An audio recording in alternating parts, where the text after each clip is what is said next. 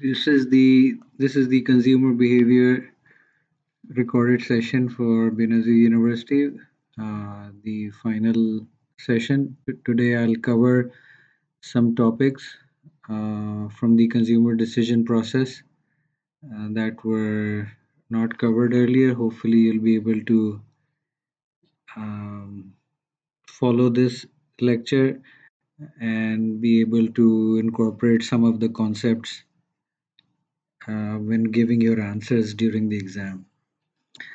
So, over the course of the semester, we have looked at most of these elements of the basic consumer decision model: external influences, internal influences, and how they shape your self concept and lifestyle, and then how your needs and desires, we've seen how they become your motives. And let me just increase the size. How your needs and desires become motives when they are taken to a higher level, which leads us to our decision process. And then once we buy something, the experiences we have with our products and services, and the acquisition of them, this then feeds back into the general society and cultural factors, reinforces them or weakens them, and this also leads back to our internal influences. So this chapter focuses on, uh, sorry, chapter 15 is what I wanted to do today.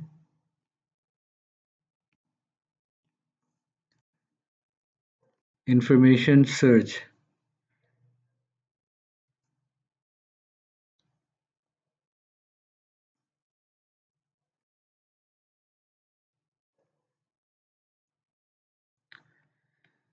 So in the consumer decision making process, okay, let me shift into Urdu if that's more appropriate. Consumer decision making process में हम ये तीन इकसाम की information जो है वो देखते हैं.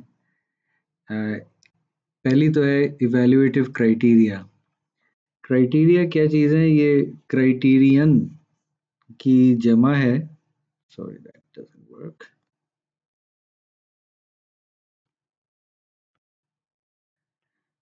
क्राइटेरिया जो है वो क्राइटेरियन की जमा है. क्राइटेरिया क्या होता है? क्राइटेरियन क्या होते हैं? वो फैक्टर्स हैं, वो पैमाने हैं, वो एस्पेक्ट्स हैं जिसके अगेंस्ट हम किसी पोटेंशियल सॉल्यूशन को हम इवैल्यूएट करेंगे. जैसे आप यूनिवर्सिटी में दाखिला ले रहे हैं तो एक क्राइटेरियन ये हो सकता है कि यूनिवर्सिटी की रेपुटेशन कैसी है एचईसी की रैंकिंग के हिसाब से. एक और क्राइटेरिया हो सकता है कि फ़ीसें क्या चार्ज करते हैं. तीसरा ये हो सकता है कि एडमिशन प्रोसेस जो है उस यूनिवर्सिटी का वो कितना सख्त है. चौथा ये हो सकता है कि जो कोर्सेज या मेजर्स स्पेशलाइजेशन यूनिवर्सिटी ऑफर करती है वो वही हैं जो आपको चाहिए, जो आपकी पसंद है. लेट से आप आर्ट्स में कुछ करना चाहते हैं तो क्या उस यूनिवर्सिटी में कुछ अवेलेबल है या नहीं है. लोकेशन एक क्राइटेरियन हो सकता है. ठीक है. तो ये सारे क्राइटेरियन मिलके प्लूरल जो है वो क्राइटेरिया कहते हैं. और इनमें डिफरेंट वेटेजेस होते हैं. यानी हो सकता है फीस किसी के लिए 80% वेटेज रखती हो, किसी के लिए रेपुटेशन जो है वो 100% वेटेज रखती हो, उनके लिए फीस मसला ना हो. किसी के लिए लोकेशन जो है बड़ी इम्पोर्टेंट हो. ठीक है. किसी के लिए कि कितनी आसानी से डिग्री मिल जाएगी, ये क्राइटेरिया हो सकता है. तो हम डिफरेंट वेट्स लगाते हैं. ये हम इनफॉर्मली करते हैं अपने दिमाग में, मगर अगर आप आपने कोई किसी भी कंज्यूमर डिसीजन को पेपर पे लिखें इस तरीके से तो आप देखेंगे कि हाँ, आपके लिए जो चीज़ अहम है, जो क्राइटेरियन अहम है, वो ज़रूरी नहीं कि दूसरे के लिए अहम हो. अच्छा, डिसीजन लेने के लिए ये भी ज़रूरी है कि एक से ज़्यादा आपके पास अल्टरनेटिव सॉल्यूशंस मौजूद हों। अगर आपके पास चॉइस ही नहीं है, तो फिर एक ही चॉइस रह जाती है, एक ही फैसला रह जाता है कि आप उस प्रोडक्ट को, उस ब्रांड को लें या ना लें। अब आपको अगर घर में बिजली चाहिए तो के इलेक्ट्रिक ग्रिड जिसे कहते हैं उसमें के इलेक्ट्रिक के अलावा आपके पास कोई ऑप्शन नहीं है। हाँ, आप सोलर पावर से या जनरेटर से बिजली पैदा कर सकते हैं, मगर अगर रेगुलर ग्रिड इलेक्ट्रिसिटी आपको चाहिए, वो आपके पास कोई ऑप्शन नहीं है। तो इसमें डिसीजन मेकिंग सिर्फ यही रह जाएगी कि क्या के इलेक्ट्रिक से बिजली लेनी है या नहीं लेनी है। आपके पास ऑल्टरनेटिव्स नहीं है, तो डिसीजन जो है वो आप नहीं लेंगे। या आपको लेट्स से फोर्स किया गया है, कोई सर्कमस्टांसेस ऐसे हैं, लेट्स से कैंटीन में, आप यूनिवर्सिटी में आपको पानी चाहिए, बॉटल्ड वाटर, तो वहाँ आप देखने गए तो पता चला ना नेस्ले है ना एक्वाफीना है, और कैंटीन वाले ने जो बस ब्रांड रखा हुआ है बस वही है। तो आपके पास बस फिर यही फैसला रह जाता है कि आपने वो ब्रांड लेना है या नहीं लेना। मुख्तलिफ ब्रांड्स अगर हों तो फिर आप ऑल्टरनेटिव्स को इवैल्यूएट करने की बात होती है। अच्छा, फिर जब ये अगर ऑल्टरनेटिव्स हैं आपके पास, फिर आप उसमें उसमें देखते हैं कि जो हर ख़ुसूसियत पे, हर क्राइटेरियन पे जो परफॉर्मेंस लेवल है, जो आपकी परसेप्शन है, वो कितनी है। तो आमतौर पे तो हम हिसाब किताब लगा के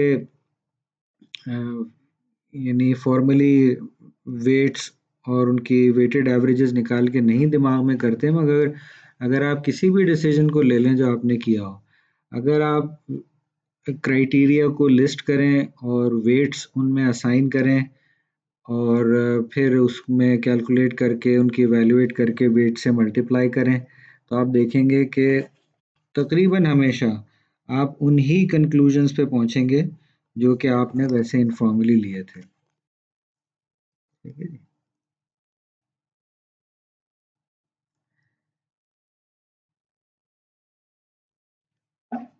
डायग्रामेटिक फॉर्म में अगर हम देखें इंफॉर्मेशन सर्च कैसे होती है, तो सबसे पहले हमने, ज़ाहिर है, इस डायग्राम से पहले वो है कि हमारी नीड है और हमारे पास वसाइल हैं उस नीड को पूरा करने के लिए। और नीड जो है वो social cultural and personal factors की वजह से वांट बन चुकी है। तो उस स्टेज के बाद फिर हम देखेंगे कि क्राइटेरिया, अगेन प्लूरल है ये, कि कौन कौन से हैं जिस पे हमें इवैल्यूएट करना है। अच्छा, इसमें कोई परफेक्शन नहीं है। हो सकता है आपने कोई चीज़ खरीदी और जल्दबाजी में खरीदी, आपने नहीं देखा कि इसकी वारंटी अगर है भी तो वारंटी में क्या-क्या चीज़ कवर्ड है। जल्दबाजी में बस आप वारंटी के लफ्ज़ से देख के मुतमईन हो गए, और जब ज़रूरत पड़ी बाद में तो पता चला कि वारंटी में एक्स वाई ज़ी चीज़ें कवर्ड नहीं हैं जो कि होनी चाहिए थी। तो इवैल्यूएटिव क्राइटेरिया जो है वो आपको ज़हन में लिस्ट करते हैं आप, और अगर बहुत फॉर्मल डिसीजन ले रहे हैं तो आप उनको कहीं लिख भी सकते हैं। अच्छा, सॉल्यूशंस की जो बात हुई थी ऊपर के, सॉल्यूशंस हैं या नहीं हैं,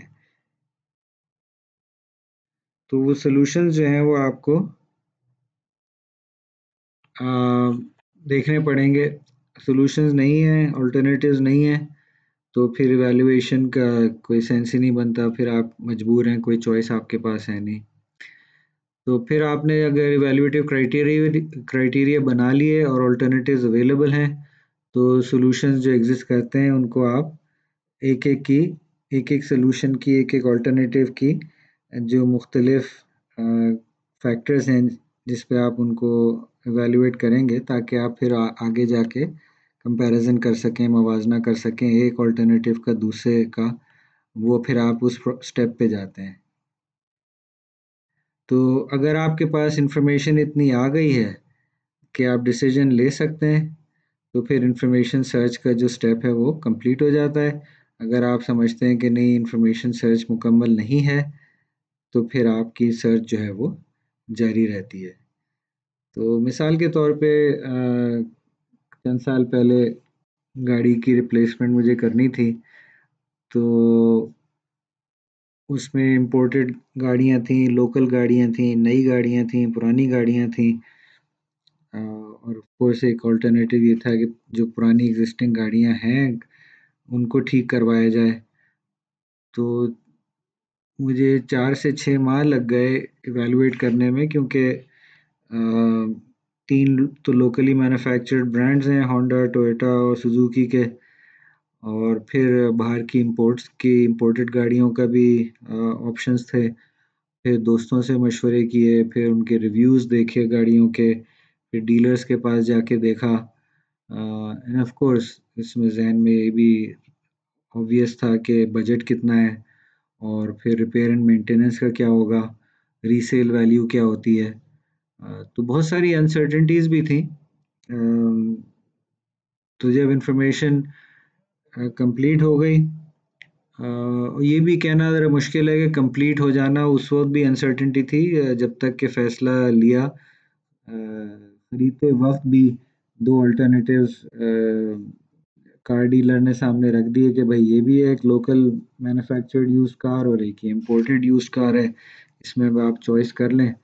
तो बस उसमें फिर अ, क्योंकि ये फैमिली बेस्ड डिसीजन था, मेरा बेटा मेरे साथ था, तो उसने कहा कि ये वाली गाड़ी नहीं, दूसरी वाली गाड़ी जो है ना, ये बेहतर रहेगी। तो वो इक्वल चॉइसेस थी तकरीबन, एक लोकल मैन्युफैक्चर्ड और एक इम्पोर्टेड। और दोनों ही तकरीबन एक जैसे चॉइस थी। बट उसमें फिर डिसाइडिंग फैक्टर जो है, जिस पे थोड़ा सा मेरा भी दिल था, वो बेटे ने भी उसकी तायद की, तो वो गाड़ी जो है फिर ले ली।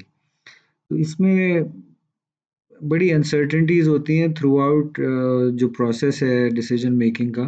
और इंफॉर्मेशन सर्च जो है वो कभी भी अ, मुकम्मल नहीं होती। बेसिकली आपका फैसला होता है कि बस इंफॉर्मेशन सर्च काफ़ी हो गई, और अब जो है डिसीजन लेने का टाइम आ गया है, क्योंकि जो ज़रूरियात हैं वो आपकी वो चलती रहती हैं। अ, ये तो एक लोकल छोटे पैमाने मिसाल हो गई। एक मैं वीडियो देखा था, प्रिंस वलीद जो हैं सऊदी अरेबिया के, तो वो जेट एयरक्राफ्ट उनका जो था, कमर्शियल जेट जिसे कहते हैं, उसकी खरीदारी के लिए उन्होंने 3 कमर्शियल जेट्स जो है वो मंगवाए हुए थे, बिजनेस क्लास जेट्स जो होते हैं। तो तीनों एयरपोर्ट पे खड़े हुए थे उनकी इवैल्यूएशन के लिए। तीनों के उसमें गए एक एक करके, बारी बारी पायलट से मिले, पूछा पाछा, और फिर एक जहाज़ पे, वो मेरा ख्याल है $25-30 मिलियन का था, वो फैसला कर लिया। मगर उन्होंने वजाहत ये की प्रिंस वलीद ने कि ये फैसला तो मैंने आधे एक घंटे में कर लिया, बट 2 ढाई महीने से मैं इस पे होमवर्क कर रहा था कि कौन से जहाज़ की क्या खसूसियात हैं। तो लास्ट मिनट पे उन्होंने फिर फाइनल डिसीजन जो है वो ले लिया। तो हमें बिल्कुल पॉइंट ऑफ परचेज़ पे अगर हम देखें तो लगेगा कि बड़े कम टाइम में फ़ैसला हो गया, मगर अगर हम पीछे जाएँ तो हमें अंदाज़ा होता है कि कि किस तरह से जो है वो किस तरह से जो है वो फ़ैसला जो है उसमें बड़ा टाइम लगता है, और उसके फ़ैसला कर लेने के बाद भी अनसर्टेनिटीज़ जो हैं वो बरकरार रहती हैं, क्योंकि जो कंज्यूमर बिहेवियर का मॉडल अगर आप ज़हन में दोबारा लाएँ, जो अभी हमने देखा था, जब परचेज़ एंड एक्विज़िशन हो जाता है, तो वो फिर एक्सपीरियंस जो है वो शुरू होता है, और फिर हमें फिर रिवैल्यूएशन का टाइम मिलता है कि हमने फ़ैसला सही किया था या गलत किया था। अगेन जो हमेशा सवाल मेरा होता है कि मार्केटर्स क्या करें इस इंफॉर्मेशन का जो हम पढ़ रहे हैं। तो मार्केटर्स के लिए अगर आप देखें एक लम्हे के लिए इस डायग्राम को, फिगर 15-1, तो उसमें कस्टमर के तो अपने इवैल्यूएटिव क्राइटेरिया हैं, मगर कंपनी का ये काम है कि वो ऐसे क्राइटेरिया या क्राइटेरियन को एम्फेसाइज करे जो उनके ब्रांड के फेवर में जाते हैं। अब ये पुरानी मिसाल है, जब एक ज़माने में कंप्यूटर्स लोग ख़रीदते थे, तो उनको इस बात की एहसास नहीं होता था कि इसके अंदर जो सीपीयू है, सेंट्रल प्रोसेसिंग यूनिट, जो मेन प्रोसेसर है, वो किसका है। तो इंटेल वो पहली कंपनी थी जिसने बड़ी इस चीज़ को अपने इश्तिहारों में एडवर्टाइज किया। उनका स्लोगन उन्होंने निकाला, it's the computer inside your computer. तो लोगों को एहसास हुआ कि हाँ, जो हार्ट है किसी भी बॉक्स का, जो कंप्यूटर का वो ले रहे हैं, वो उसका सीपीयू है। और ये इन्होंने उस वक्त किया था जब इन्होंने Intel, what was the name, I am forgetting the name right now, Intel की जो पेंटियम चिप निकाली थी, उस वक्त इन्होंने ये कैंपेन जो है लॉन्च की थी। तो कस्टमर्स को एक क्राइटेरिया इन्होंने दे दिया जो इंटेल के फेवर में था, कि बॉक्स खरीदने से पहले जो भी आप ले रहे हैं, वो लैपटॉप हो या पीसी हो, आप ये ज़रूर देख लें कि इसमें प्रोसेसर किसका लगा हुआ है। ठीक। और हर स्टेज पे कंपनी जो है वो कोशिश करे कि वो इंफॉर्मेशन ऐसी दे और इस तरीके से दे जिससे कस्टमर्स जो हैं वो आपके ब्रांड की तरफ जो है वो माइल हों या राग़िब हों, अट्रैक्ट हों।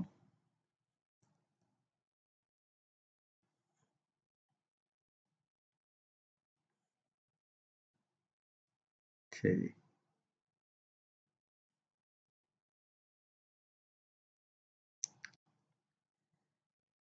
अच्छा, जब डिसीजन के जो अल्टरनेटिव्स हैं अगर मौजूद हैं, तो इसमें भी ये एक एक सेट और सबसेट्स का अगर कॉन्सेप्ट जैसे मैथ से आपको याद हो, तो जो तमाम मुमकिन अल्टरनेटिव्स हैं, ये सबसे बड़ा सेट है। इसमें वो ऐसे ब्रांड्स भी हैं जो आपको पता है, वो आपका अवेयरनेस सेट कहलाता है।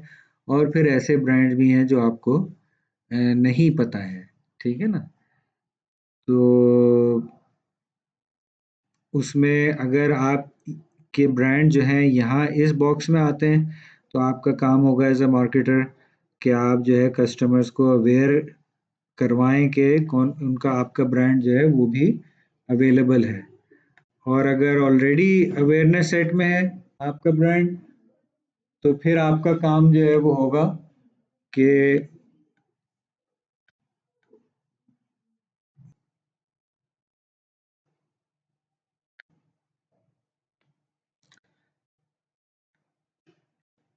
अच्छा, तो अगेन मार्केटिंग के पॉइंट ऑफ व्यू से सारा आपने देखना है कि अवेयरनेस सेट अगर में आपका प्रोडक्ट अवेयरनेस सेट में है, कस्टमर को ऑलरेडी पता है, तो वो फिर उसकी वैल्यूएशन आपकी मर्जी के लिहाज से करे। और वो क्राइटेरिया आपने बताने और एम्फेसाइज करने हैं जिसमें आपकी कंपैरेटिव स्ट्रेंथ है बिलमुकाबला कंपैरेटिव ब्रांड्स के। एंड अवेयरनेस सेट में है तो इसका मतलब है आप, जहाँ तक कस्टमर का ताल्लुक है, आपका वजूद एग्जिस्ट ही नहीं करता, तो वो आपको जो है वो इवेल्युएट करेंगे ही नहीं। ठीक है।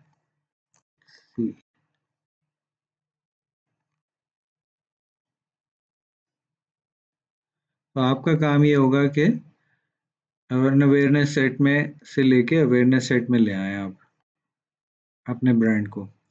अच्छा, अगर अवेयरनेस सेट में ऑलरेडी है ब्रांड, तो फिर इवोक्ड सेट, वो क्या सेट कहलाता है जिसमें, और अब ये देखें ये सेट, फिर सेट के जो मेंबर्स हैं वो छोटे से छोटे होते जा रहे हैं। तो इवोक सेट में वो अल्टरनेटिव्स हैं, वो ऑप्शंस हैं जिसको कस्टमर जो है जिसे कहना चाहिए कि भाव में लाएंगे, उसको जो है वो कंसिडर करेंगे। फिर एक इनर्ट सेट है कि ठीक है, नहीं मिले ये वाले, तो फिर ये देख लेंगे इन इन ऑल्टरनेटिव्स को। और फिर एक इनएप्ट सेट है। इनएप्ट का मतलब नाअहल, काबिल नहीं है, तो इन ऑल्टरनेटिव्स को तो जी अवॉइड करना है। ठीक है ना?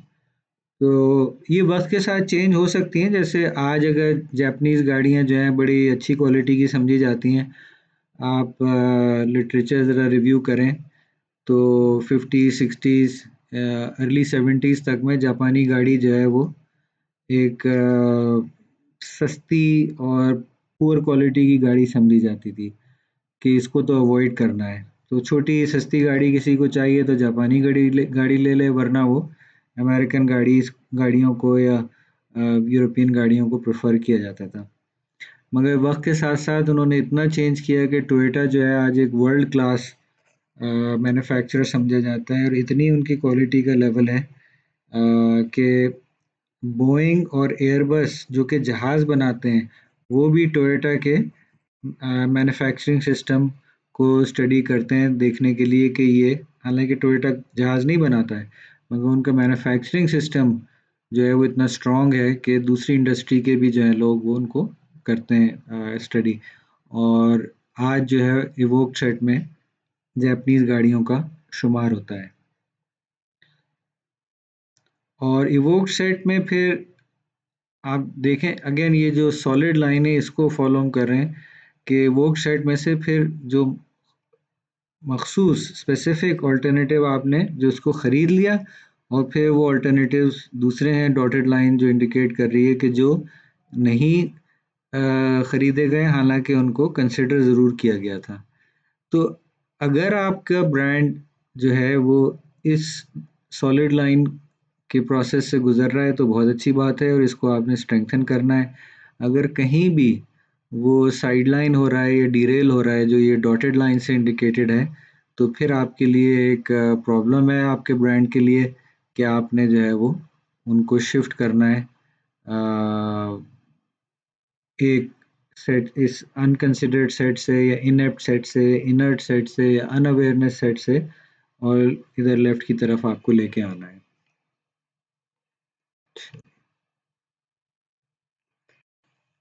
अच्छा, इसकी मिसाल देख लेते हैं। यहाँ ये इन्होंने लैपटॉप्स के हवाले से मिसाल दी है कि लेट्स से अभी एक्सपेंशन है पिछले डायग्राम का, वहाँ जो अवेयरनेस सेट था उसको इन्होंने मिसाल के तौर पे एक्सपेंड कर दिया है कि, और ये एक मिसाल है खाली, इसमें ज़ाहिर है और भी हो सकते हैं कि साहब इस अवेयरनेस सेट में लेनोवो, एप्पल, तोशिबा, कॉम्पैक्ट वगैरह हैं, और इसमें से इवोक्ड सेट के जो कंसिडर करेगा कस्टमर, अगेन जहन में रखें सिर्फ मिसाल है, वो जनाब लेनोवो, एप्पल, कॉम्पैक्ट है। कॉम्पैक्ट को तो फिर एचपी ने ले लिया था, तो ये खैर पुरानी सी एग्जांपल है। इनर्ट सेट जो बैकअप सेट है उसमें डेल, सोनी, एचपी और फिजिट्सू हैं। और इनेप्ट सेट, अगेन ये एक मिसाल है, तोशिबा के लैपटॉप्स हैं जो किसी भी वजह से एक ख़ास कस्टमर के जहन में वो कंसिडर ही नहीं किए जाएंगे कि ये नाअहल है कंसिडर करने के लिए। तो यहाँ इन्होंने मिसाल दी हुई है, ये सिर्फ एक मिसाल है कि साहब मेरे भाई ने ख़रीदा था तोशिबा और उसका बहुत बुरा एक्सपीरियंस हुआ, लिहाजा मैं कभी नहीं ख़रीदूंगा। तो कंपनीज को ये वक्फतन वक्फन इवेलुएट करना होता है कि उनका जो ब्रांड है वो किस सेट में आ रहा है। ठीक है, चलिए।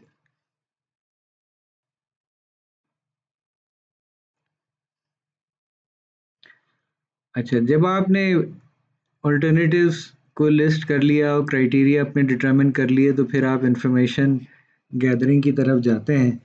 अगेन, अपने कंज्यूमर डिसीजंस आप रिकॉल करें तो आपको ये जहन में आ जाएगा कि कुछ हमारे इंटरनल इंफॉर्मेशन के सोर्सेज होते हैं और कुछ एक्सटर्नल। इंटरनल वही हैं जो हमारे इंटरनल प्रोसेसेस का हमने पढ़ा था, आपकी मेमोरी में जो बेस्ड हैं, जो आपके पास्ट एक्सपीरियंसेस रहे हैं। तो इंटरनल इंफॉर्मेशन के दो सोर्सेज क्या हैं, जो हम एक्टिवली एक्वायर कर रहे हैं इंफॉर्मेशन, और दूसरी पैसिवली एक्वायर कर रहे हैं चलते फिरते, आप कोई डायरेक्ट सर्च में थे नहीं। तो एक्टिवली एक्वायर्ड में क्या है, जो आपने माजी में सर्चेस की थी किसी प्रोडक्ट से मुतालिक, और फिर आपके जो अपना एक्सपीरियंस है, ये तो शायद आप एग्री करें कि सबसे अहम जो है वो ये है पर्सनल एक्सपीरियंसेस आपके, क्योंकि इसका कोई तोड़ जो है वो नहीं होता है।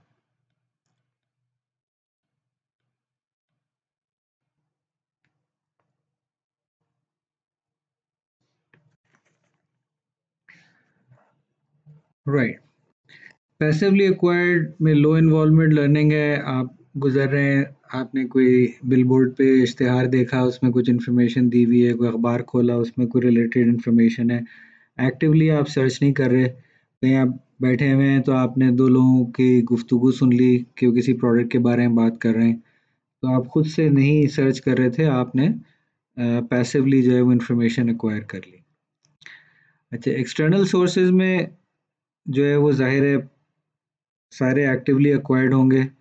आप जो इंडिपेंडेंट ग्रुप्स हैं जो कि उस प्रोडक्ट के बारे में मिसाल के तौर पे डिस्कशन करते हैं, ऑनलाइन फोरम्स आपको मिल जाएंगे, स्पेशलिस्ट रिव्यूज़ आपको मिल जाएंगे, वो आप कर सकते हैं। अपने फ्रेंड्स, फैमिलीज़, कोलीग्स उनसे आप पूछ सकते हैं। मार्केटर जो खुद इंफॉर्मेशन दे रहा है अपने एडवर्टाइजमेंट्स के ज़रिए से, जिसको आप एक्चुअली सीक कर रहे हैं, उनकी वेबसाइट पे जा रहे हैं, उनके ब्रोशर्स जो है मंगा रहे हैं, उन कंपनी का डेटा जो है वो आप देख रहे हैं, जो कंपनी खुद प्रोवाइड कर रही है। ऑफ कोर्स इसमें थोड़ा-सा किसी भी कस्टमर के ज़हन में डाउट्स होते हैं कि ज़ाहिर है कंपनी अपने बारे में तो यही कहेगी कि वो अ, आम तौर पे कि वो सबसे अच्छे हैं या दूसरे कंपैरेटर से बहुत बेहतर हैं। तो इसको हर कस्टमर ऑब्वियसली इस चीज़ को बिलीव नहीं करता है, क्योंकि अपने एक्सपीरियंसेस भी होते हैं, और पास्ट आपकी इंफॉर्मेशन भी होती है। तीसरा सोर्स ये है एक्सपीरियंशियल, मिसाल के तौर पे आपने ट्राई किया, आप गाड़ी लेने गए, आपने एक टेस्ट ड्राइव कर ली, आप कोई खाने की चीज़ लेने गए, आपने एक सैंपल जो है वो ट्राई कर लिया, तो खुद एक्सपीरियंस करके इन्फॉर्मेशन आपने एक्वायर की, और फिर वो, अब आप अगर नोट करें इस डायग्राम में, तो वो इन्फॉर्मेशन जो है वो आपकी, let's see if I can draw this,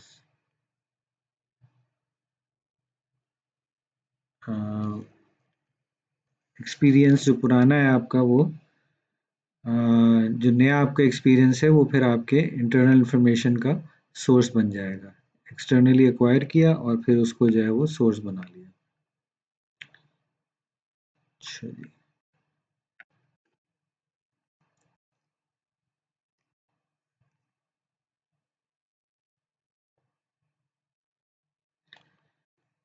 हाँ, एक जो बहुत बड़ा ज़रिया है आजकल इंफॉर्मेशन एक्सेस का, और वो है इंटरनेट, बिलखुसूस हमारे मोबाइल फ़ोन डिवाइसेस के। कहीं भी आप हैं जहाँ आपका इंटरनेट कनेक्शन है, आप दुकान में हैं, घर बैठे हैं, ड्राइव करते हुए, उम्मीद है नॉट खुद ड्राइव करते हुए बट गाड़ी में बैठे हुए, तो आप जो है वो कोई इश्तिहार देखें, कोई आपके ज़हन में ख़्याल आया, आप उसको इमीडिएटली जो है इंटरनेट पे सर्च कर सकते हैं कि भाई ये प्रोडक्ट कहाँ अवेलेबल है, क्या-क्या प्राइसेज़ हैं इसकी, और उसके रिव्यूज़ वग़ैरह।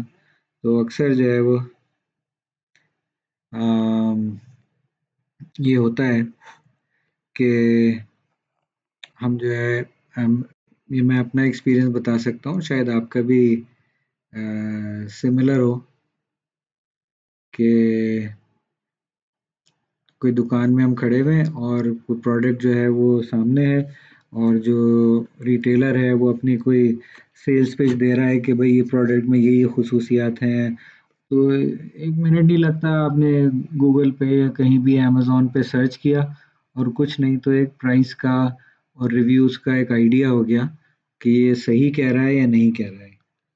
तो अभी जैसे मैंने एक अपना मॉनिटर, डेस्कटॉप मॉनिटर रिप्लेस करना था, तो उसने जो ब्रांड बताया, अगर मैं एक लम्हे के लिए ये पुराने उसमें चला जाऊँ, तो मेरे पास एचपी का एक मॉनिटर था, और वो ठीक ठाक था, मगर मैंने बीच में एक सैमसंग का लिया था मॉनिटर। तो वो उसमें कुछ प्रॉब्लम्स थे, यूज मॉनिटर्स थे। उसमें टेक्स्ट जो है सही नहीं नज़र आ रहा था, वैसे उसमें कलर रिप्रोडक्शन वगैरह बहुत अच्छी थी। तो उसको रिटर्न किया। तो उसने एक आध और मॉनिटर दिखाए, तो दुकानदार ने देख लिया कि ये पसंद नहीं आ रहे, तो उसने कहा अच्छा मैं गोदाम से निकाल के लाता हूँ। तो वो जो अ, गोदाम से निकाल के लाए वो मेरे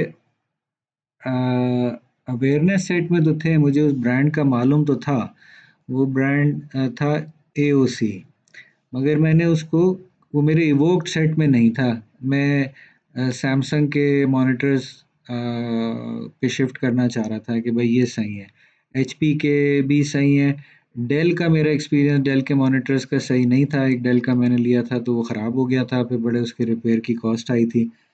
तो जिसका मतलब ये नहीं कि डेल के मॉनिटर्स ठीक नहीं होते। मैं मेरा अपना एक्सपीरियंस, एक कस्टमर का, एक कंज्यूमर का एक्सपीरियंस का बता रहा हूँ। तो इसमें अगर आप देखें तो एओसी के जो मॉनिटर थे वो ना इनेप्ट सेट में थे, ना इनर्ट सेट में थे कि बैकअप ऑल्टरनेटिव्स, ना इवोक सेट में थे, ना अनअवेयरनेस सेट में थे। ठीक है। वो एक और सेट में थे जिस जो पोटेंशियल उसमें था, जिसका मुझे अवेयरनेस तो थी।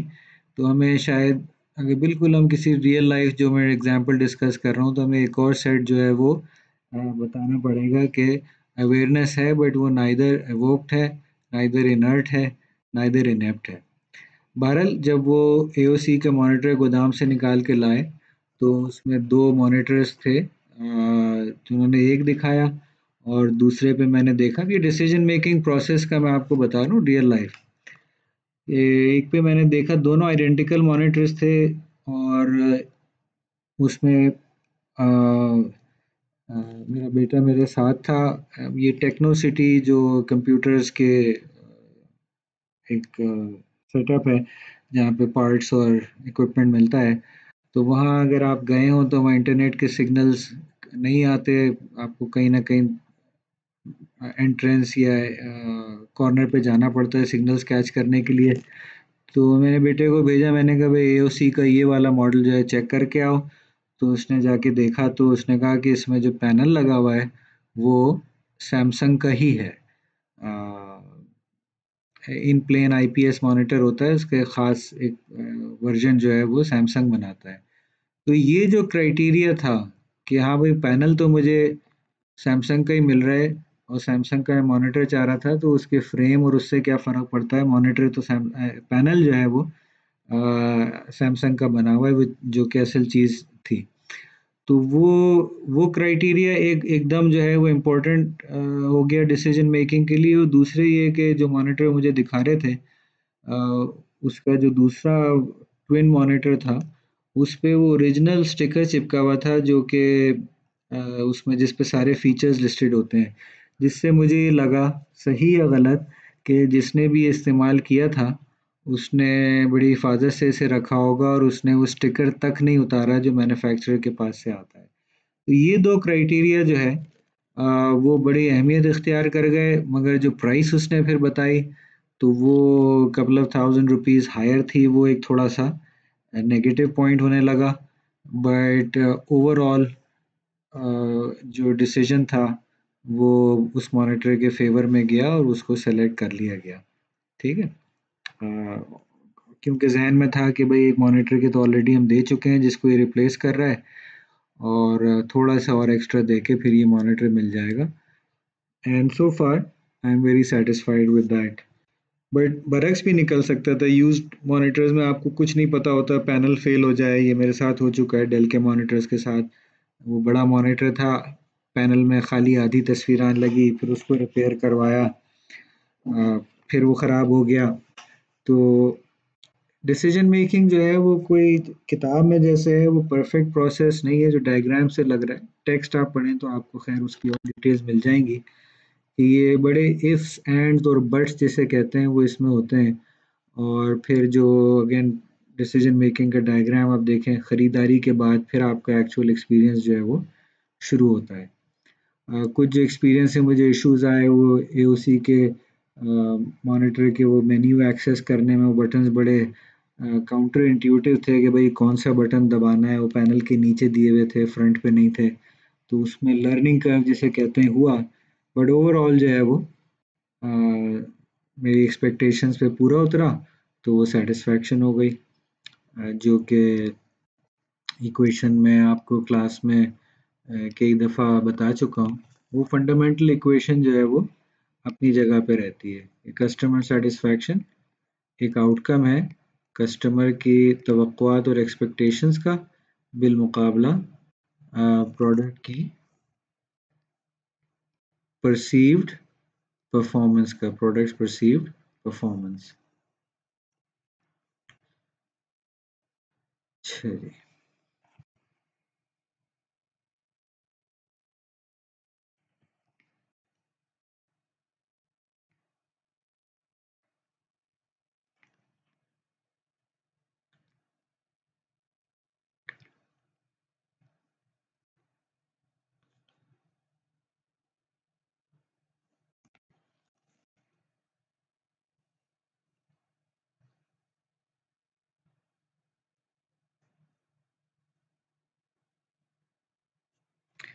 ये इश्तिहार केलॉग्स का जो कॉर्नफ्लेक्स बनाते हैं, और इनका एक ये श्रेडेड व्हीट का एक वर्जन है मिनी व्हीट्स के नाम से। तो अभी आप देखें कि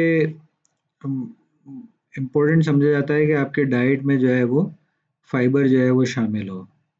ठीक है ना? वो हाजमे के निज़ाम के लिए बड़ा अच्छा समझा जाता है। तो इन्होंने बड़ा इंटरेस्टिंग इश्तिहार है। बनाना जो कि हमेशा हेल्दी चीज़ एक समझी जाती है, हेल्दी फ्रूट समझा जाता है। तो इन्होंने दोनों को कंबाइन कर दिया कि एक मील में 30% जो है, जो आपके बच्चों की डेली फाइबर की इंटेक की रिक्वायरमेंट है, वो पूरी हो जाएगी। अब इसमें होशियारी इसमें ये है, आप देखें कि एक तो ये प्रोडक्ट मैंने खाया हुआ भी है। ये इतने सारे जो पीसेस हैं वो शायद ही कोई बच्चा जो है वो एक मील में मिल्क में डाल के जो है वो खाए। शुगर कोटेड होते हैं और बगैर शुगर के भी एक वर्जन आता है। तो ये यहाँ जो इन्होंने एस्ट्रिक में ये वाला एस्ट्रिक को यहाँ एक्सप्लेन किया है कि based on one bowl of Kellogg's Frosted Mini Wheats and a banana and daily fibre needs of 25 to 31 grams for 4 to 12 years old, ये इन्होंने स्पेसिफाई कर दिया। तो हर शख्स बनाना डाल के तो वो नहीं खाएगा, तो इन्होंने ये नहीं बताया इसमें, जो इनकी होशियारी है, कि अगर फ्रूट ना मिक्स किया जाए बनाना, तो फिर इनके सीरियल में कितना फाइबर जो है वो रह जाता है। बट स्टिल ऐड अच्छा ऐड है बतौर ऐड, क्योंकि कस्टमर के जहन में ये चीज़ रह जाएगी कि भाई श्रेडेड व्हीट इनके खाने से हमारे बच्चों की डाइट की जो फाइबर की रिक्वायरमेंट है वो बड़े अच्छे तरीके से पूरी हो रही है। एंड ऑफ कोर्स आप देखें कि विजुअली जिसे कहते हैं, ये एडवर्टाइजिंग आपने शायद पढ़ी हुई हो या पढ़ें किसी स्टेज पे आगे जाके, तो बनाना का साइज आप देखें प्लेट के मुकाबले में, उसको कितना इन्होंने एम्फेसाइज किया हुआ है। Alright, so that is as far as information search is concerned। अब ये थोड़ा सा ऑल्टरनेटिव इवैल्यूएशन एंड सिलेक्शन का देख लेते हैं।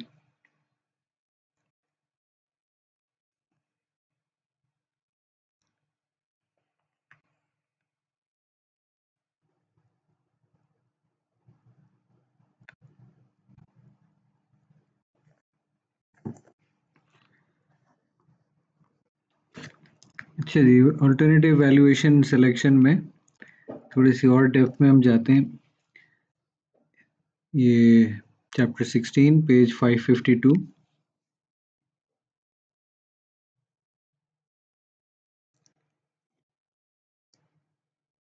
तो एक इकोनॉमिक्स में रैशनल चॉइस थ्योरी, या एक इंसान जो कि एक रैशनल ह्यूमन बीइंग समझा जाता है कि वो बस सिर्फ सोच समझ के ज़रिए फ़ैसला लेता है, ये एक अज़म्पशन है जो कि कुछ मार्केटर्स, मैं तो कहूँगा जो अच्छे मार्केटर्स नहीं हैं, वो उस अज़म्पशन पे चलते हैं, जो कि सही लेवल के मार्केटर्स हैं उन्हें मालूम है कि कस्टमर जो हैं वो सिर्फ हेड से नहीं बल्कि हार्ट से भी वो सोचते हैं।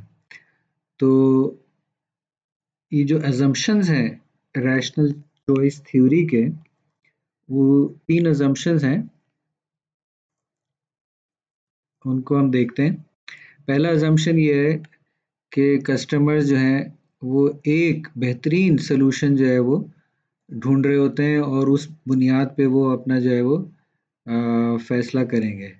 मगर बहुत सारी सिचुएशंस में देखा है मार्केटर्स ने कि ऑप्टिमल ब्रांड यानी जो बेस्ट पॉसिबल ब्रांड होता है वो कस्टमर्स नहीं ढूंढ रहे होते बल्कि एक यानी जो उनका गोल है या टारगेट है या ऑब्जेक्टिव है, एक मेटा गोल होता है।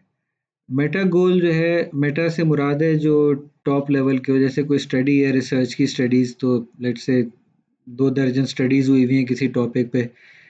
फिर एक मेटा स्टडी होती है जो कि उन स्टडीज को स्टडी किया जाता है कि ये सारी जो 2 दर्जन स्टडीज हैं इन्होंने क्या नतीजे निकाले हैं। तो हमारे जो भी गोल्स होते हैं ह्यूमन बीइंग के तौर पे, कंज्यूमर बिहेवियर के तौर पे, तो वो एक हायरार्की आप समझ लें कि गोल्स में फिट होते हैं।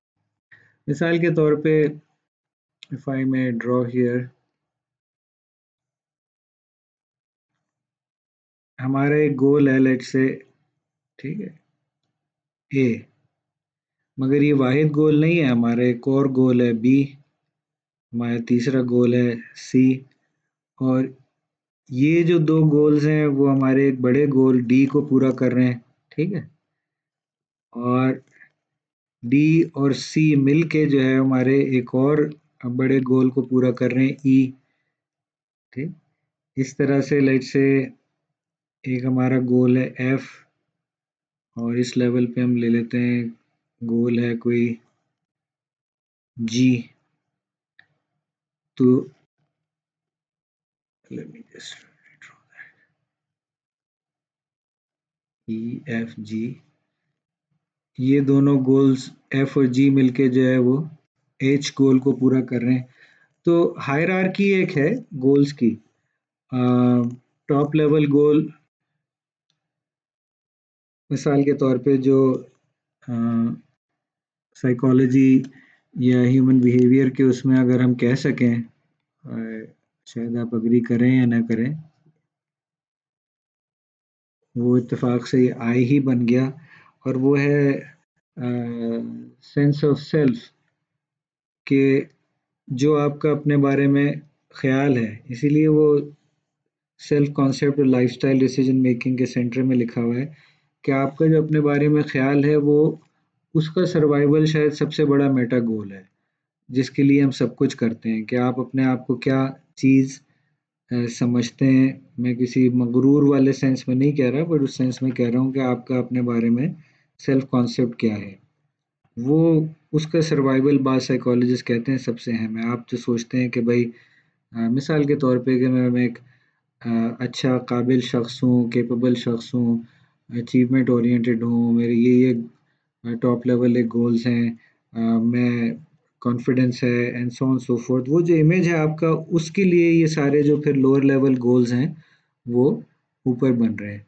तो इस लेवल के गोल्स के लिए ये मेटा गोल हो गया, इन लेवल्स के सबके मिला के फिर ये मेटा गोल्स हो गए, और टॉप लेवल का हाईएस्ट लेवल एक गोल है। तो हम खाली इन गोल्स को नहीं अचीव करना चाह रहे हैं, हमारे जहन में एक हायरार्की है गोल्स की जो कि हम अचीव करते हैं। दूसरा जो अजम्पशन रैशनल चॉइस थ्योरी का वो ये है कि हमारे पास वो सलाहियतें भी हैं और हमारे पास वो मोटिवेशन भी इंटरनल कि हम ऑप्टिमल बेस्ट सोल्यूशन जो है, जो इकोनॉमिक्स के लिहाज से बेस्ट है, कॉस्ट बेनिफिट रेशियो देखते हुए, कि हमारे पास स्किल और मोटिवेशन दोनों है। मगर हमारे पास अक्सर ना स्किल होती पूरी इवैल्यूएट करने की, ना हमारे पास जो है मोटिवेशन होती। ये बाउंडेड रैशनैलिटी का कॉन्सेप्ट है कि जो हमारी सोच है वो महदूद है, बाउंडेड है। हम एक वक्त में लिमिटेड इंफॉर्मेशन जो है वो प्रोसेस कर सकते हैं। जैसे वो मिसाल में दे रहा था कि मॉनिटर की सिलेक्शन में, अब वो इंटरनेट पे देख के मैंने यकीन कर लिया कि हाँ, इस मॉडल में एओसी ब्रांड के सैमसंग का ही पैनल लगा हुआ है। अब मैं पैनल को खुलवाऊँ और फिर उसमें देखूँ कि हाँ भाई एक्चुअली लगा हुआ है या रिप्लेस हो गया या ऐसे ही किसी ने लिख दिया इंटरनेट पे। इतना मेरे पास ना टाइम है ना दुकानदार जो है वो इतना जो है वो एंटरटेन करता है। वो कहता है भाई आप मेरा ख्याल है वक्त ज़ाया करने आए हैं, आप आगे बढ़ें। तो सिर्फ इंटरनेट पे देख लेना ही काफ़ी था, क्योंकि वो ज़हन में मेरे क्राइटेरिया था कि सैमसंग का मॉनिटर पे फिक्सेटेड था मैं, और वो सैमसंग के मॉनिटर्स थे नहीं उसके पास। और बट सैमसंग का पैनल पे सुन के इंटरनेट पे देख के और वो डिसीजन जो है वो ले लिया। तीसरा assumption जो रैशनल थ्योरी का है वो ये है कि जो दूसरे सिचुएशनल फैक्टर्स हैं, मिसाल के तौर पे टाइम का प्रेशर है, टास्क की डेफिनेशन है, जो हमने काम करना है जिसके लिए हम डिसीजन ले रहे हैं, ये दूसरे जो ब्रांड्स अवेलेबल हैं कि वो जो है वो हमारे चॉइस को चेंज नहीं करेंगे। जबकि आपको मालूम है कि वो ये फैक्टर्स बड़े इंपॉर्टेंट होते हैं। मिसाल के तौर पे just to continue that example, अब टेक्नो सिटी में आप जाएँ या तो अंडरग्राउंड पार्किंग करें, वो अक्सर नहीं होती, और बाहर आप पार्क करें तो वो जो पार्क करने वाले लोग होते हैं वो आड़ी-टेढ़ी गाड़ी खड़ी करते हैं। तो एक हमेशा टाइम का प्रेशर होता है कि भाई जल्दी से यहाँ से जो भी चीज़ लेनी है, लैपटॉप है, मॉनिटर है, यूएसबी है, वो जल्दी से लेके निकलो। क्योंकि अगर 4 और 5 बज गए शाम के तो वो ट्रैफिक जो है वो शुरू हो जाएगा। एक मिसाल मैं आपको दे रहा हूँ जो रियल रियल लाइफ मिसाल है, ठीक है? कंपैरेटिव कॉन्टेक्स्ट वो ज़रूर है, आप लेने कुछ गए, कुछ कस्टमर ने आपको कुछ और बता दिया। सिमिलरली इस पे हुआ था, यूएसबी जो है वो मैं लेने गया, तो जो ब्रांड मैंने सोचा वो I am just pulling out the box, जी किंगस्टन की यूएसबी लेनी है, मगर वो एक अ, उसने जो शॉपकीपर ने एक और ने रखी, वो बहुत छोटी सी बिल्कुल थंबनेल के साइज़ की जो एक यूएसबी थी, कैपेसिटी भी अच्छी थी, 3.1 जो है वो उसका स्पेक्स थे, यूएसबी 3.1, और स्पीड भी उस पे फास्टर थी। तो किंगस्टन की छोड़ के वो मैंने सैनडिस्क जो एक ब्रांड है उसकी ले ली। अगेन सैनडिस्क मेरे अवेयरनेस सेट में था, बट इवोक सेट में नहीं था, प्रॉब्ली बैकअप सेट में कहना चाहिए कि था। हालांकि एक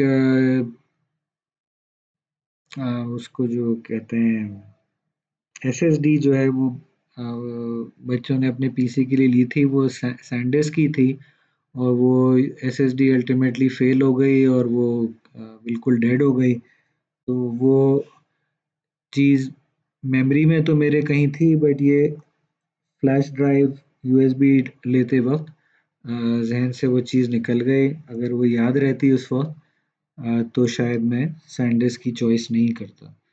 तो ये कस्टमर डिसीजन मेकिंग प्रोसेस एक परफेक्ट प्रोसेस नहीं है, जैसे कि कुछ किसी डायग्राम से आपको नज़र आए। इसमें आप अपनी भी डिसीजन मेकिंग को आप देखें तो इसमें इम्परफेक्शंस हैं। मगर ये बात मान लेने के बाद हमें ये देखना पड़ता है कि मार्केटर के तौर पे आपने इन सारी अनसर्टेनिटीज़ को देखते हुए जो है अपना जो है वो काम करना है। अब यहाँ पे इन्होंने 3 सिनेरियोज़ बताएँ जो कि रैशनल चॉइस थ्योरी के किसी हद तक बरख जाते हैं।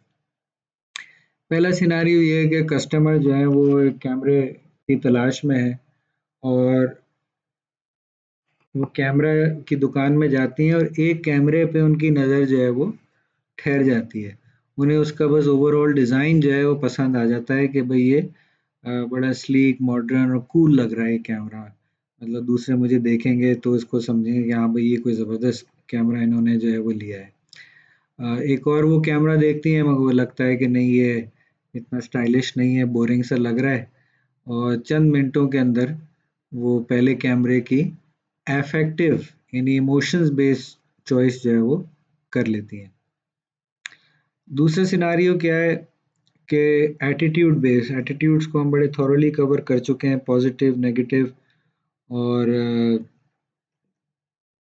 न्यूट्रल एटीट्यूड जो है वो होते हैं। और आपको अगर वो याद हो कि एटीट्यूड्स में हमने ABC मॉडल किया था, तो उसमें फीलिंग्स भी आ जाती हैं और उसमें थिंकिंग भी आ जाती है और उसमें बिहेवियर भी आ जाता है। तो ज़ाहिर है फीलिंग ये प्योर फीलिंग्स पे था, एटीट्यूड में वो कॉम्बिनेशन हो जाएगा अफेक्ट, कॉग्निशन और बिहेवियर का। तो इस सिनारियो में, सिचुएशन में उन्हें कस्टमर जो है, फर्जी कस्टमर कैमरे के, उन्हें याद है कि उनके दोस्त के पास ओलंपस ब्रांड का स्टाइलिश मॉडल जो है वो था, वो अच्छा काम करता था, वो देखने में भी ठीक था। और फिर कुछ मेमोरी में है कि उनके वालिदैन के पास जो है वो कोडैक का एक कैमरा होता था, वो सही था मगर थोड़ा बड़ा था, कैरी करने में मुश्किल होगा। और फिर एक फूजी फिल्म का फाइन पिक्स के नाम था, मगर वो इनकी तवक्कुआत पे पूरा नहीं उतरा था, तो वो तो फिर इनेप्ट सेट में चला गया। तो जब ये स्टोर जाती हैं खातून, तो दो जो इनकी मेमोरी में जिनकी परफॉर्मेंस सही लगी थी इन्हें, तो देखती हैं कि एक जैसी प्राइस के हैं, तो वो जिसमें दोस्त का अ, अच्छा वाला और गुड लुकिंग जो कैमरा था वो उसको वो चूज़ कर लेती हैं। ठीक है? तो इसमें फीलिंग्स भी आ गई, थिंकिंग भी आ गई और बिहेवियर भी आ गया, पास्ट बिहेवियर। तीसरा सिनेरियो ये है कि आप ये थोड़ा-सा रैशनल उससे जो है वो ज़्यादा मैच करता है कि आपके ज़हन में कुछ एट्रिब्यूट्स हैं जिनकी बुनियाद पे आपने जो है वो चॉइस करनी है। तो आप क्राइटेरिया जो भी हमने पिछले चैप्टर में देखा, क्राइटेरिया जो है आप ज़हन में लिस्ट करेंगे और फिर उनकी बुनियाद पे जो है फिर आप वेटेजेस वगैरह असाइन करके जो है वो आप चूज़ करेंगे।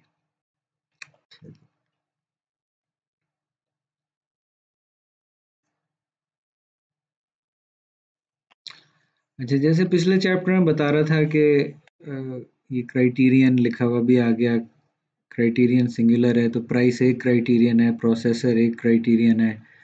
लेट्स से ये लैपटॉप कोई ले रहा है, ठीक है ना? डिस्प्ले क्वालिटी है, मेमोरी है, वेट है और आफ्टर सेल सपोर्ट है। तो आपने अगर लैपटॉप लिया हो या लेने का सोच रहे हो, शायद आपके ज़हन में भी एक क्राइटेरियन हो। अब इसमें जैसे एक क्राइटेरियन नहीं है कि जी ब्रांड नेम। अब जैसे मोबाइल फ़ोन की अगर हम बात कर रहे हो, तो कुछ लोगों के लिए ब्रांड नेम बहुत इम्पोर्टेंट है। कि भाई एप्पल का हो बस या सैमसंग का हो, उसमें कोई भी वेरिएशन हो, थोड़ा सा पुराना हो, मगर ये ब्रांड जो है वो चूज़ करना है। इस केस में यहाँ ब्रांड जो है वो क्राइटेरियन के तौर पे नहीं दिया हुआ। अब इस टेबल में ये है पेज 558 पे। इस टेबल में आप देखें कि 3 फर्जी कस्टमर्स के इम्पोर्टेंस के रैंकिंग दी हुई है।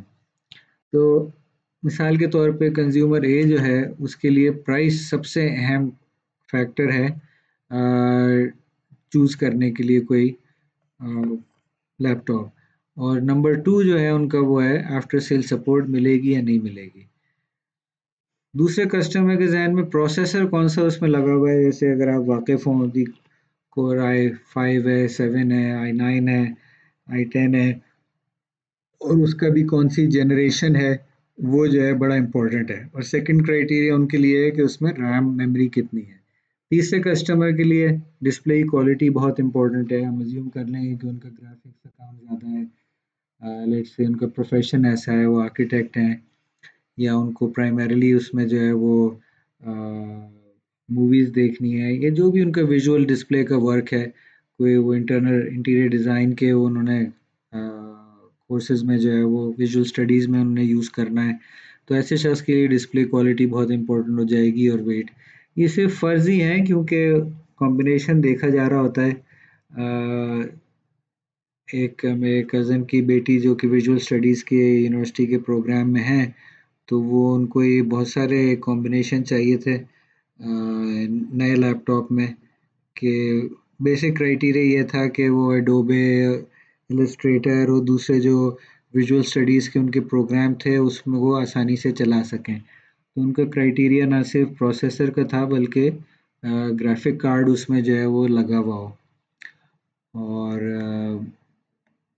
क्योंकि दोनों जो है मेरे कज़न हैं उनकी बेटी दोनों जो हैं वो टेक लिटरेट इतने नहीं थे, तो उसमें बस उनका एक बड़ा क्राइटेरिया ये था कि ब्रांड नेम क्या है। एचपी और डेल में वो डिवाइडेड थे और ये कि जनाब नया हो और ग्राफिक्स का काम जो है उनका हो जाए। तो जब भी हमने मेटा गोल्स के फ्रेमवर्क पढ़ा तो उसमें और ये जो हमने देखा ये सिनारियोज जैसे देखे तो आप खुद सोच सकते हैं कि उनकी चॉइस अफेक्ट बेस्ड थी, एटीट्यूड बेस्ड थी या एट्रीब्यूट बेस्ड थी। अफेक्ट की चॉइस कम थी कि उन्हें कोई बहुत स्टाइलिश लैपटॉप नहीं चाहिए था। एटीट्यूड ज़रूर था कज़न की बेटी का जो है कि दूसरे दोस्तों के पास किस किस्म के लैपटॉप्स हैं और कौन से ब्रांड के, और कुछ एट्रीब्यूट्स भी उनको वो चाहिए थे। बट मेटा गोल ये ज़रूर था कि ग्राफिक्स का काम हो जाए, ठीक है ना। बट दूसरे कस्टमर्स मिसाली तौर पे मेरे बेटे ने लैपटॉप एक लिया तो उसने एक एक क्राइटेरिया पे, ज़ाहिर है प्राइस इम्पोर्टेंट थी, प्रोसेसर कौन सा है, डिस्प्ले क्वालिटी, मेमोरी, वेट क्योंकि यूनिवर्सिटी कैरी करके ले जाना था, वो सारी चीज़ें इम्पोर्टेंट थी।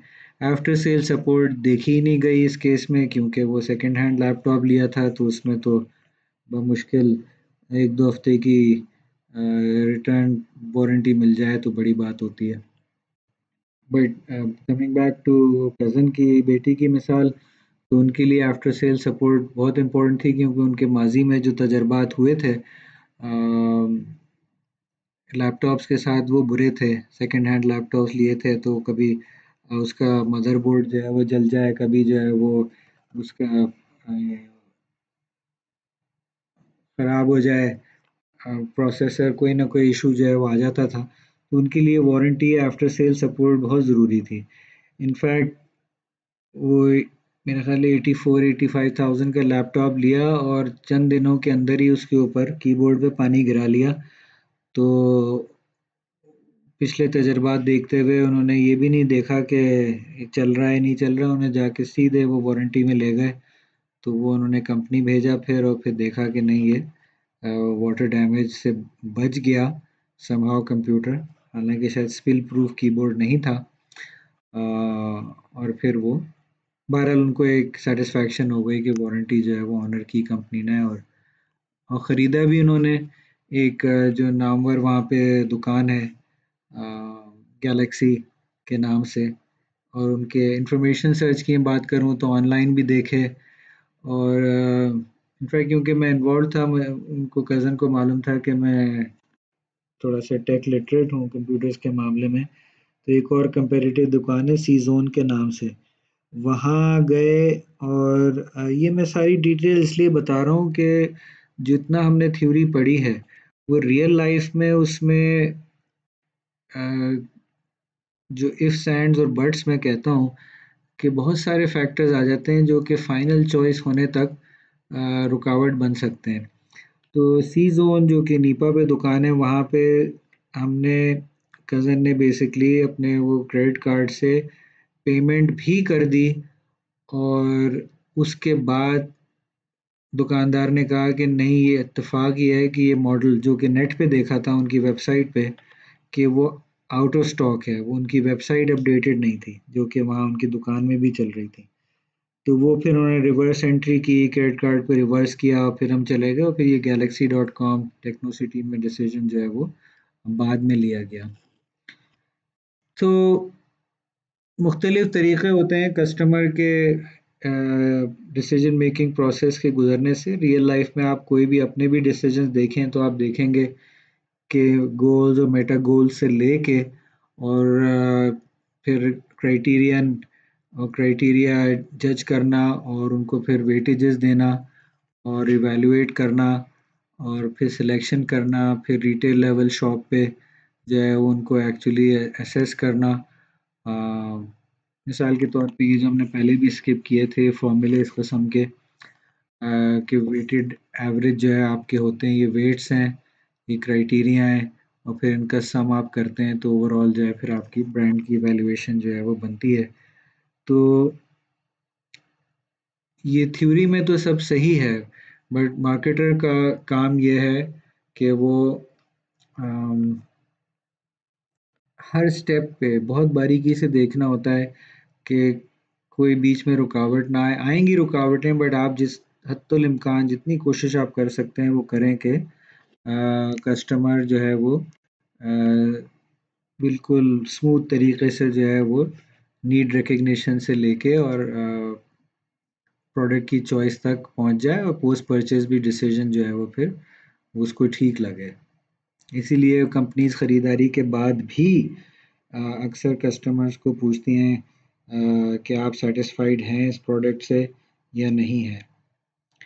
अ, ये छोटे से लेवल पे भी हो सकता है, रेस्टोरेंट में आप बैठे हैं तो मील के दौरान और बस दफ़ा मील के बाद वेटर आन के हेड वेटर पूछेगा कि भाई आप मुतमईन थे अपने मील से, और कोई बिग टिकट आइटम आप ले रहे हैं तो उसके बाद कंपनी का फ़ोन आ सकता है, ईमेल आ सकती है कि उम्मीद है कि आप जो है वो सेटिस्फाइड हो हमारे प्रोडक्ट से और सर्विस से, और कोई शिकायत हो तो उसको दूर करने की कोशिश करेंगे, कम से कम अच्छी कंपनी से ज़रूर करेंगे। So that completes the full and final session for our consumer behavior course for Benazir University. I hope कि आप ये सेशन देख लें और एग्ज़ाम से पहले, और जो फिर जवाबात आपको लिखने को मिलें एग्ज़ाम में जो जनवरी में इंशाल्लाह स्केड्यूल्ड है, तो उसमें आज के सेशन से आपको कुछ ना कुछ फ़ायदा जो है ज़रूर हो जाए। Thank you.